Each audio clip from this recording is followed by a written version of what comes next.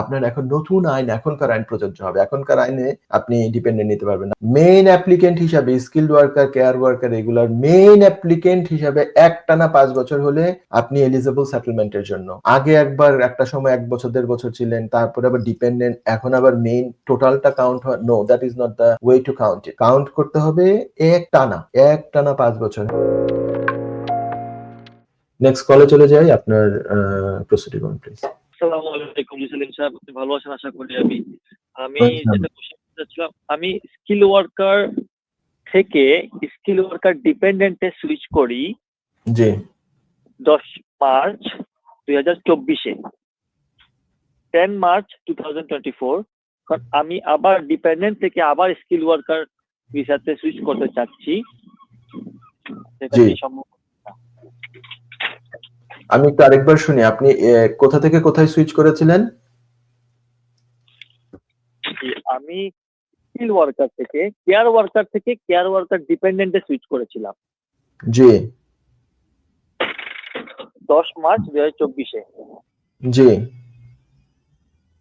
এখন আমি আবার ডিপেন্ডেন্ট ক্যাটাগরিতে আছেন, এই তো? কেয়ার ওয়ার্কারে ডিপেন্ডেন্ট, এখান থেকে আবার আপনি কেয়ার ওয়ার্কার ভিসায় যেতে পারবেন কিনা?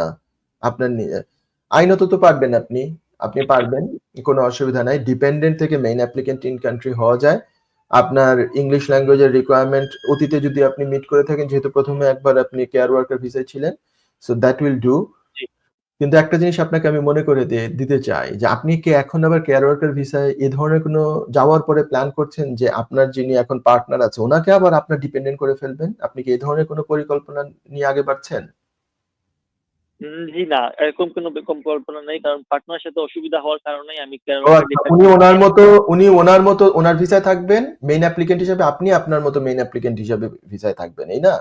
হ্যাঁ, এটা পারবেন দর্শক, আপনি ঠিক আছে, পারবেন আপনি আপনার সেই রাইট আছে।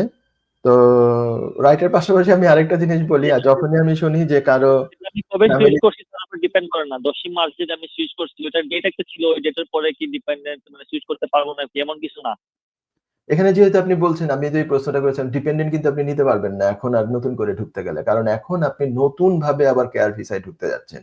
আপনার এখন নতুন আইন, এখনকার আইন প্রযোজ্য হবে। এখনকার আইনে আপনি ডিপেন্ডেন্ট নিতে পারবেন না। আপনার যদি হতে যায় এর আগে থেকে আপনি কেয়ার ভিসায় আছেন, একটা সময় ছিলেন কিন্তু মাঝখানে এখন তো আপনি ডিপেন্ডেন্ট ক্যাটাগরিতে আছেন, তাহলে এখন আপনি ফ্রেশ ভাবে আবার নতুন কেয়ার ভিসায় ঢোকার যেই রিকোয়ারমেন্ট বা যেই ধরনের রুল প্রযোজ্য, সমস্ত কিছু আপনার জন্য প্রযোজ্য।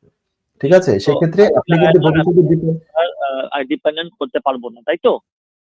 জি জি জি জি সেটাই, ঠিক আছে। তবে আমার কেয়ার ওয়ার্কারের টাইমটা আবার আমার আপনার ডিপেন্ডেন্টের টাইমটা আবার এবং আমার নতুন টাইমটা সবকিছু কিন্তু একসাথে কাউন্ট করা যাবে, তাই তো? 5 বছরের জন্য না তো দর্শক, না, এখানে একটু ভুল হচ্ছে আপনার বোঝায়। না, সেটা না। আপনার কিন্তু 5 বছরের counting, I am sorry to say, আবার নতুন করে শুরু হবে, কারণ এই কাউন্টিং গুলো ওইভাবে ল্যাপস হয়ে গেছে। 5 বছর আপনার একটানা মেইন অ্যাপ্লিকেন্ট হিসাবে হতে হবে, ওকে? মেইন অ্যাপ্লিকেন্ট হিসাবে স্কিলড ওয়ার্কার, কেয়ার ওয়ার্কার এগুলার মেইন অ্যাপ্লিকেন্ট হিসাবে একটানা 5 বছর হলে আপনি এলিজিবল সেটেলমেন্টের জন্য।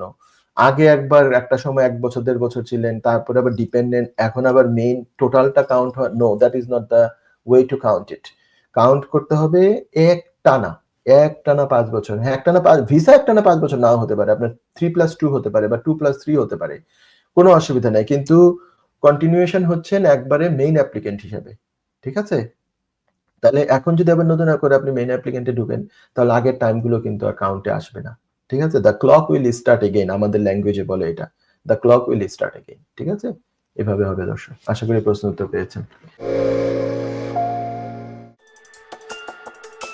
যুক্তরাজ্যের ভিজিটর ভিসা নিয়ে দুশ্চিন্তা? আপনার আত্মীয় বা বন্ধুর ইউকে ভিজিটর ভিসা রিফিউজড হয়েছে? আপনি কি জানেন হোম অফিসের এই সিদ্ধান্তের বিরুদ্ধে জুডিশিয়াল রিভিউ করা যেতে পারে? উইলডেন লিগ্যাল সলিসিটার্স নিয়ে এলো ইউকে ভিজিটর ভিসা রিফিউজালের বিরুদ্ধে নো উইন নো ফি বেসিসে জুডিশিয়াল রিভিউ করার ব্যবস্থা। জি, ঠিকই শুনেছেন, নো উইন নো ফি। তার মানে আপনি আমাদের ফি শুধুমাত্র তখনই পে করবেন যখন আমরা আপনার জুডিশিয়াল রিভিউতে সফলতা এনে দিতে পারবো। আমাদের রয়েছে দীর্ঘদিনের অভিজ্ঞতা সম্পন্ন দক্ষ ইমিগ্রেশন সলিসিটার্স, যারা সর্বোচ্চ গুরুত্ব সহকারে আপনার জুডিশিয়াল রিভিউ পরিচালনা করবে। বিস্তারিত তথ্যের জন্য যোগাযোগ করুন 0207 423 9977। Wilden Legal Solicitors, your trusted law firm.